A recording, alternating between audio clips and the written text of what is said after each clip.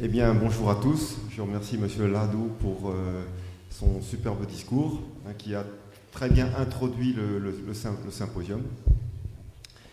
Et donc, je suis Jean-Marc Robin, le créateur du concept de ce symposium. Et je remercie le professeur pour avoir accepté de monter ce symposium dans cette faculté. Voilà, merci beaucoup. Donc nous allons attaquer tout de suite les conférences. Donc la première conférence est une conférence d'introduction pour vous présenter le concept en fait, de surpoids et d'obésité et quelles sont les nouvelles visions du surpoids qui aujourd'hui apparaissent à la lumière des nouvelles publications scientifiques. Donc déjà, quel est le surpoids?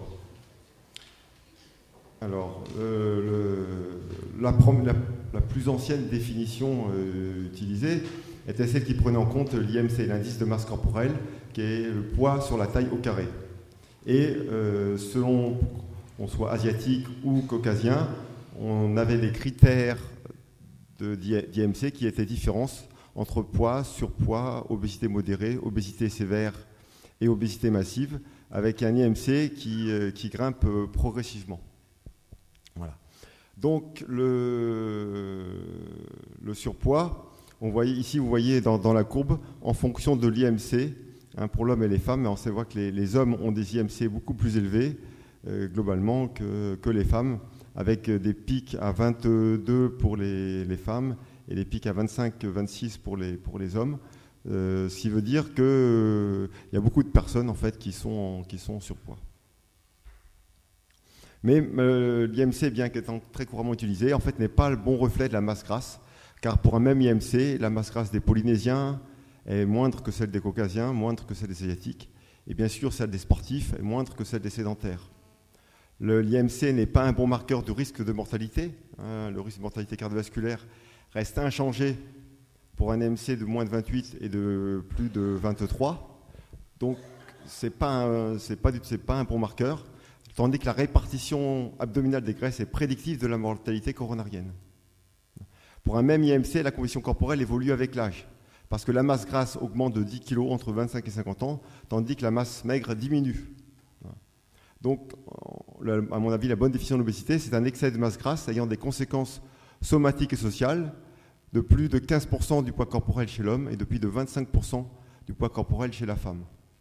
Et vous voyez ici les IMC évoluant chez les femmes et chez les hommes en fonction de l'âge en bas, montrant que, alors que le marqueur important d'évaluation, c'est la masse grasse et principalement la masse grasse abdominale.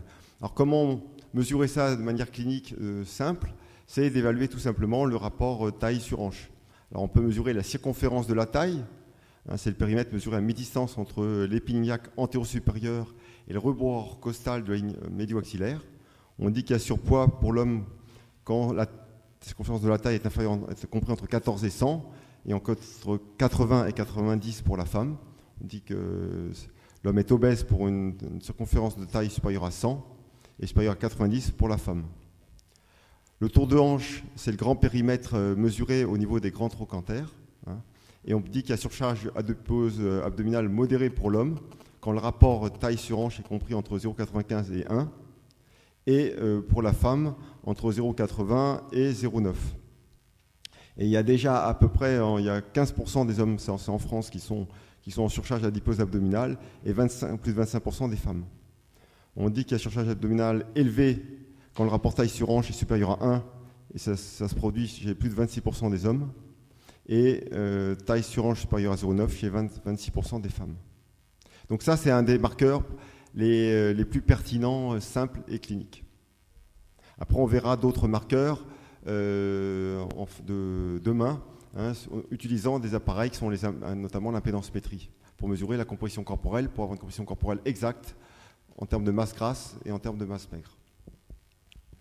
Alors comment on peut arriver le surpoids? Alors le surpoids, il évolue par plusieurs phases, en fait. On part d'une phase d'équilibre au départ.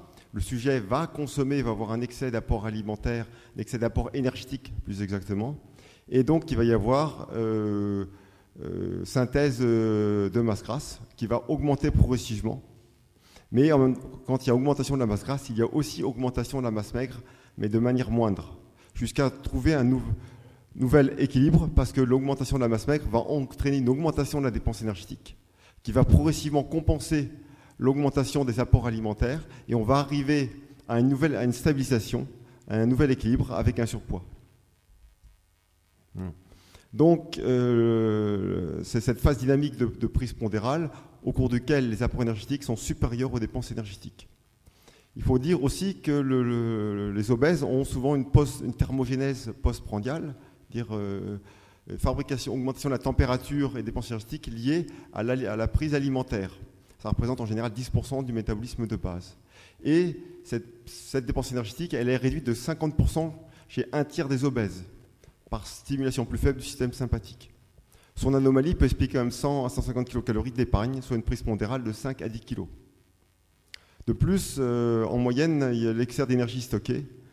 Pour un gain de 10 kg de gain pondéral, il y a environ 7 kg de masse grasse et 3 kg de masse maigre. Donc au cours de cette phase dynamique, il y a une augmentation de la masse maigre, du renouvellement de la masse maigre viscérale, avec donc en conséquence une augmentation du métabolisme de base et donc de la dépense énergique des 24 heures, de la dépense énergique totale. Ensuite intervient cette phase statique d'entretien pondéral avec un bilan d'énergie équilibré, dépenses équilibrant la prise énergétique. Et il faut globalement une élévation de la consommation d'énergie de 5% va entraîner une augmentation de la dépense énergétique équivalente à cet excès d'apport quand le sujet aura pris 10 kg. C'est-à-dire vous prenez 5% d'énergie de plus, ça équivaut à 10 kg de prise pondérale, et en augmentant notamment l'oxydation lipidique. Ensuite, si les personnes continuent à surconsommer, il peut y avoir une aggravation possible de la prise de poids, parce que le métabolisme de base, notamment par kilo de poids corporel, est plus bas chez le sujet en surpoids que chez le sujet mince. C'est-à-dire pour la masse maigre, en fait, globalement, le sujet va avoir ses apports et sa dépense énergétique plus faible par rapport au poids. L'augmentation du poids corporel va entraîner donc une baisse du métabolisme de base par kilo de poids, ce qui va favoriser l'augmentation de la masse grasse et donc d'une balance énergétique positive. Maintenant, bien sûr, on va essayer de faire maigrir ce sujet par différents moyens. Sous régime restrictif, on va entraîner une baisse de masse grasse, de masse maigre, avec une baisse de la dépense énergétique. Le problème, c'est qu'à l'arrêt du régime, le gain, souvent, il y a reprise de poids. Et il faut savoir que le sujet qui a été amaigri, comme vous voyez dans le schéma, eh bien, l'obèse amaigri, souvent, a une masse maigre plus faible.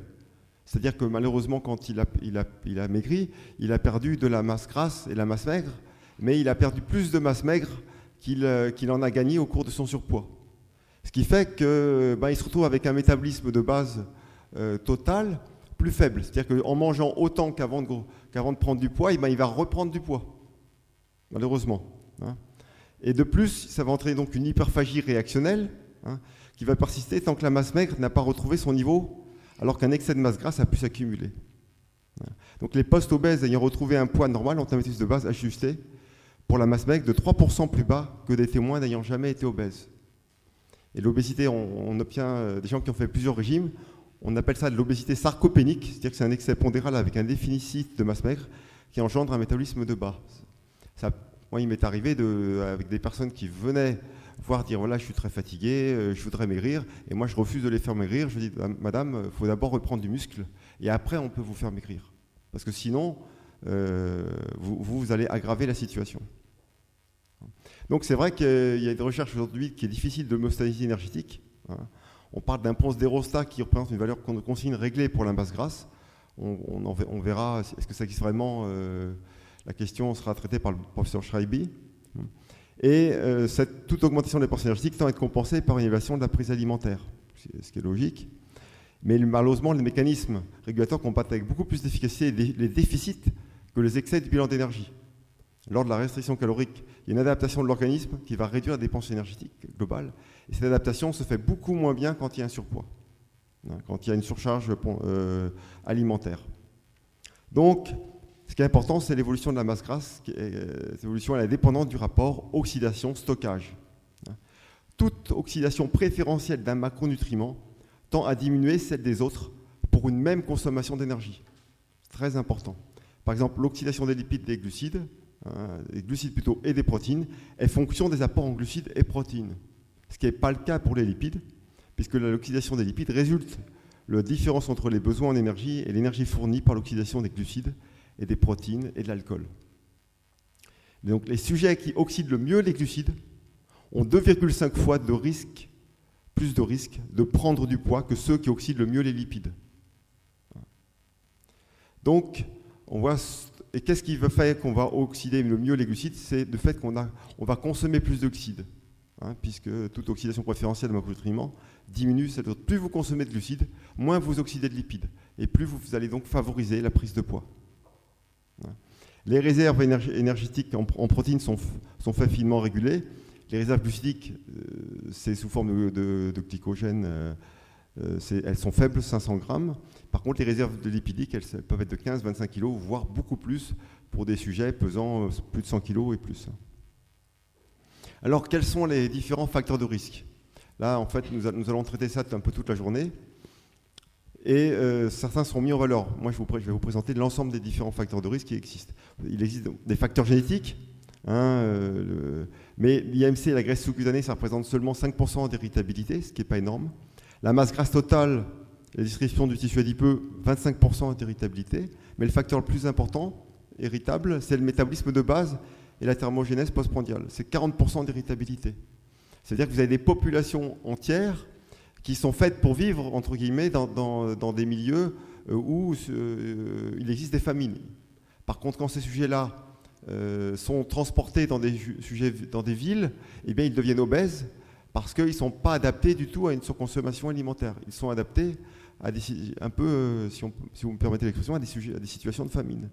Ils survivent. Donc, on s'est aperçu que la prise de poids de jumeaux homozygotes est parfaitement corrélée. Et plusieurs gènes favorisent l'accumulation de masse grasse chez certains individus en présence d'un mode de vie sédentaire. C'est des gènes notamment de certaines populations. Ça existe chez les Polynésiens, ça existe chez les Indiens Pima, voilà, il y a pas mal d'exemples. Et puis il y a des facteurs épigénétiques, ça a été démontré notamment en Angleterre, où il y a une modification de l'expression génétique de la conception, liée notamment qui peut être liée à la sous-alimentation. Et notamment, ça peut se faire au niveau des gamètes. Et puis il peut y avoir aussi des conditions intra-utérines et postnatales au cours du développement qui peuvent favoriser le surpoids à l'âge adulte.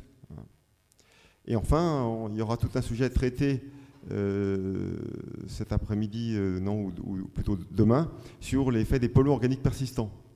Ces polluants, ils ont un rôle préconceptionnel dans la formation des gamètes. Ils peuvent déjà modifier les aspects génétiques. Ils peuvent intervenir lors de la conception jusqu'à l'âge adulte, pendant la grossesse. Ils ont des effets œstrogéniques-like. Ils sont ingérés avec les graisses. Ils sont stockés dans le tissu adipeux et ils sont relargués lors de l'amincissement. On verra leurs effets seront traités demain. En plus, c'est vrai qu'il existe un déséquilibre important de la consommation alimentaire en acides gras polyinsaturés. Une surconsommation d'acides gras saturés, voire polyinsaturés trans, et il existe plusieurs polyinsaturés trans. Le professeur Schmitt nous en parlera. Il existe aussi une surconsommation d'acide linoléique présent dans l'huile de tournesol, une surconsommation d'acide arachidonique qu'on trouve dans les viandes de bœuf et les produits laitiers. Par contre, il y a une consommation très insuffisante d'acide alpha-linolénique, qu'on trouve par exemple dans l'huile de lin et de colza, et très insuffisante d'EPA et de DHA, qui sont des acides gras à longue chaîne qu'on trouve dans les poissons des mers froides. Voilà. Et qui sont alors pareil, ce sujet sera traité aussi cet après-midi. Alors, la question c'est, certains disent, est-ce qu'il faut plutôt réduire les lipides ou plutôt réduire les glucides quand il faut faire régime? Eh bien aujourd'hui, il y a plusieurs réponses qui disent que si on tête un régime appauvri en lipides versus un régime appauvri en glucides, pour le même appauvrissement énergétique, eh bien, on s'aperçoit que la perte de poids sous régime appauvri en glucides, elle est plus importante, elle est de 8,5 kg par exemple, versus 4 kg, donc elle est 2 fois plus importante sous régime appauvri qu'un régime appauvri en glucides. Et la perte de masse grasse sous régime appauvri en glucides est 2,5 fois plus élevée que sous régime appauvri en lipides. Et en plus, ce régime est très efficace à long terme par rapport à un régime un glucide est beaucoup plus efficace qu'un régime pauvre en lipides.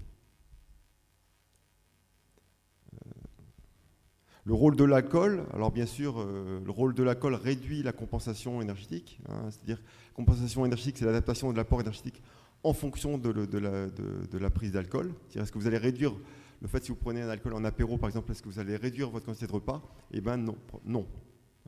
Et donc l'oxydation de l'alcool se fait aux dépens de l'oxydation des lipides, ce qui va favoriser le stockage des graisses. Enfin, vous pouvez, dans les aliments riches en glucides, il y a deux grands types. Il y a ceux qui ont un indice glycémique élevé et ceux qui ont un indice glycémique faible. Je prends un indice glycémique élevé, le type, par exemple, c'est le pain blanc, le sucre, et un indice glycémique faible, les lentilles, les pois chiches, voilà. Donc les glucides, les aliments complets. Et donc l'alimentation à indice glycémique faible a un effet, élevé, a un effet cétogène beaucoup plus faible. Ça augmente l'hyperglycémie postprandiale, ça augmente l'hyperinsulinisme. Et donc la perte de poids sous régime index glycémique faible est plus importante que sous une perte de poids sous régime hypolipidique. Donc encore une fois, mieux vous gérez vos glucides, plus vous perdez facilement de poids. Alors, par exemple, on a testé est-ce qu'alimentation liquide versus solide. Et bien, l'alimentation liquide, il y a une baisse de la compensation énergétique, notamment en dessous d'une certaine consistance de l'aliment. Les repas dépendent plus des mécanismes de régulation hydrique que de ceux impliqués dans la régulation énergétique. Donc l'apport énergétique sous forme liquide est mal pris en compte par l'organisme. Ça entraîne une baisse du rassasiement par rapidité d'ingestion et absence de mastication. La consommation énergétique totale chez les enfants qui consomment des boissons sucrées est supérieure de 10% à celles qui n'en consomment pas. Chaque verre de boisson sucrée consommé quotidiennement augmente de 60% le risque de développer une obésité. Et en particulier les verres de soda. Alors, autre facteur de surpoids, les régimes hypolipidiques. Les régimes pauvres en lipides vont donc entraîner des déficits en vitamines liposolubles et en oméga 3 qui peuvent être à l'origine de blocage des processus d'amaigrissement. S'ils sont pauvres en lipides, ils sont souvent relativement riches en glucides, ce qui va stimuler la libération d'insuline, voire favoriser le risque même de diabète, augmenter la synthèse de cholestérol et donc secondairement pouvant favoriser la prise de poids. Autre facteur, une faible activité physique. Le niveau d'activité physique est plus faible chez les obèses. Il y a à peu près 4,5% des hommes et 50% des femmes qui n'ont pas le niveau d'activité physique conseillé. On a une population malheureusement qui est devenue de plus en plus sédentaire. Les activités de la vie quotidienne, telles que marcher ou aller au travail en vélo, sont inversement corrélées au gain de poids après 5 ans de suivi. Le risque de surpoids augmente si le niveau d'activité physique est inférieur à 1,80. Et il est réduit si la dépense énergétique par l'activité physique est de plus de 1500 à 2000 kcal par semaine, ce qui n'est pas énorme.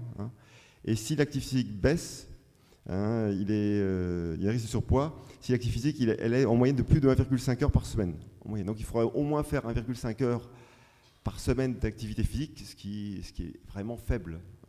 C'est le minimum. La baisse du temps d'exposition à la télévision de 21 heures à 3,5 heures par semaine, avec arrêt des prises alimentaires extraprandiales, notamment pendant la télévision, on réduit de 1,4 kg sur 4 ans versus une augmentation de 1,4 kg. Moi, je rêve d'une télé qui s'allume quand on pédale devant. Voilà. Bon. Donc, le surpoids d'origine, il peut y avoir aussi un surpoids d'origine psychologique, avec une obésité constitutionnelle. Il y a des familles d'obèses où la nourriture est source de vie et l'appétit signe de santé. On peut aussi avoir une obésité réactionnelle d'origine psychogène, qui est une manifestation somatique tenant lieu de l'expression de la souffrance psychologique. Et enfin, on peut avoir une résistance psychosomatique à l'amaigrissement. On voit ça dans le cadre des médicaments aussi. Il y a un suivi scrupuleux du régime avec contention pulsionnelle et émotionnelle, déni de soi avec dissimulation de la détresse et de l'envie naturelle de manger pour ne montrer que leur soumission. Donc là, c'est des causes psychogènes.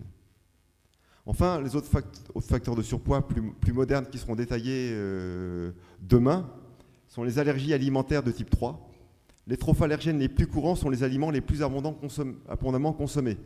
Produits laitiers de vache, céréales contenant du gluten, blé, seigle et orge notamment. Et la suppression des trophallergènes entraîne une perte de poids sans restriction calorique. Autre facteur important, Et là, j'ai un docteur qui va venir de Belgique pour nous parler ça demain matin à 8h30. Donc c'est une conférence très très importante parce que c'est vraiment l'avenir du surpoids va passer aussi par la flore intestinale, hein, puisqu'il existe une flore intestinale qui va favoriser le surpoids versus une flore intestinale qui favorise la minceur. Les souris obèses qui sont colonisées par la flore bactérienne de souris saines mangent 29% de plus que leurs congénères et pourtant ont 42% de graisse en moins. Donc comme quoi, l'apport alimentaire peut être modulé par la flore intestinale. Ces souris obèses, quand elles retournent dans un environnement contaminant, elles mangent moins et prennent jusqu'à 60% de poids en plus, uniquement en ayant changé la flore. De plus, il existe une endotoxémie bactérienne lors du surpoids, qui est responsable d'une inflammation intestinale. Donc tout porte à croire que tout se passe dans l'intestin et que certaines bactéries bloquent l'expression d'une protéine connue sous l'acronyme de FIAF, facteur adipocytaire induit par le jeûne. Or, cette protéine est largement impliquée dans le stockage de la graisse. Donc ça, c'est quand même important. Ces endotoxines bactériennes vont complètement modifier le métabolisme et stimuler la prise alimentaire. De plus, les facteurs plutôt environnementaux, la diète occidentale non méditerranéenne, plus la diversification alimentaire est importante, plus le surpoids est élevé. Parce qu'il existe une surconsommation d'aliments transformés et une faible consommation de fruits et de légumes et de produits de la mer. Donc en conclusion, on peut dire qu'en fait, on pourrait considérer la surcharge pondérale ou l'obésité comme une maladie inflammatoire intestinale chronique. Une maladie inflammatoire avec allergie alimentaire et endotoxémie bactérienne qui va entraîner un stress oxydant chronique, une stimulation de l'appétit, une surconsommation d'aliments sucrés, une dépression avec baisse de l'estime de soi. Pourquoi ? Parce que les endotoxines passent la barrière hémato-ménagée et peuvent entraîner des changements de comportement alimentaire et entraîner des troubles psychologiques. Ça peut entraîner une asthénie chronique, voire des déficits immunitaires. Ça va donc entraîner une inefficacité des régimes de restriction calorique, voire une reprise de poids importante à l'arrêt du régime. D'autant que si on consomme dans la restriction calorique des aliments pour lesquels le sujet est allergique, on va aggraver l'inflammation et l'allergie alimentaire. En plus, cette maladie inflammatoire intestinale chronique survient dans le cas d'un environnement défavorable, une pollution chimique avec des polluants organiques persistants, une mauvaise qualité technologique des aliments, aliments transformés à index glycémique élevé, aliments liquides contenant des additifs stimulant la consommation alimentaire, pauvreté en vitamines, minéraux et polyphénols, et carence en acides gras polyinsaturés oméga 3. Là-dessus, en plus, la sédentarité, qui n'arrange rien, avec une activité physique réduite au minimum, l'homme vit-il comme un animal en cage, il passe de la maison à la voiture pour repasser à la maison et ne marche plus, etc. Et ça, il faut réintroduire une marche obligatoire, un minimum d'activité physique tous les jours, c'est important, et penser à traiter cette maladie inflammatoire intestinale chronique qui est source de bien des pathologies. Voilà, je vous remercie.